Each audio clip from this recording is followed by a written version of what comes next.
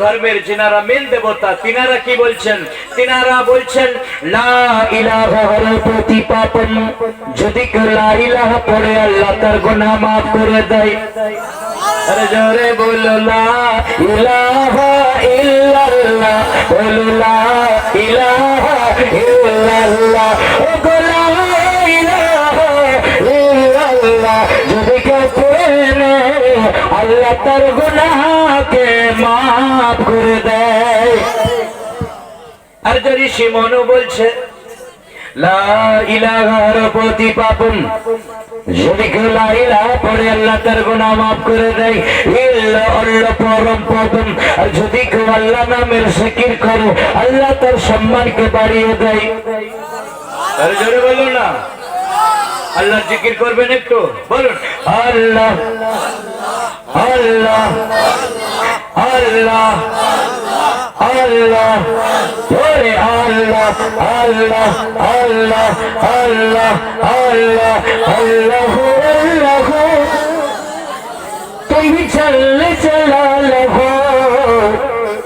শেষ করা তো যাই না গে তোমার গুণগান। বলো আল্লাহ আল্লাহ, তুমি চললে চলালে শেষ করা তো যাই না গে তোমার গুণগান।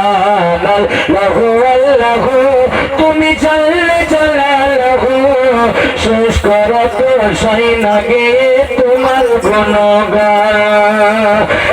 মুসলমান হিন্দু ঋষি তিনি বলছেন লা ইলাহার প্রতি পাপম, ইল্লা আল্লাহ পরম পদম, যদি কেউ লা ইলাহা পড়ে আল্লাহ তার গুনাহ মাফ করে দেয়।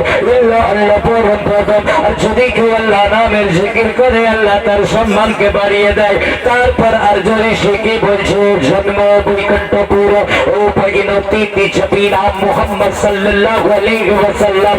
আর যে ব্যক্তি মুহাম্মদ সাল্লাল্লাহু আলাইহি ওয়াসাল্লামের নামের জিকির করবে ও ব্যক্তি স্বর্গবাসী জান্নাতে চলে যাবে।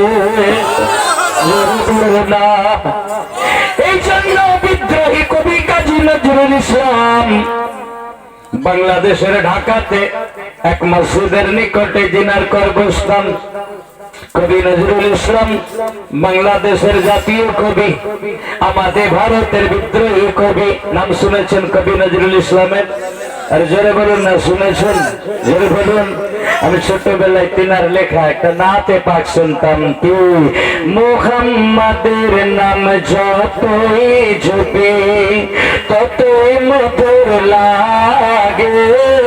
আরে জোরে বলো না, সুবহানাল্লাহ বলুন। মুহাম্মাদের নাম যতই জপে ততই মধুর লাগে, নামে এত মধু মাখা কে জানি তো আগে। মুহাম্মাদের নাম যতই জপি, বলো সুবহানাল্লাহ।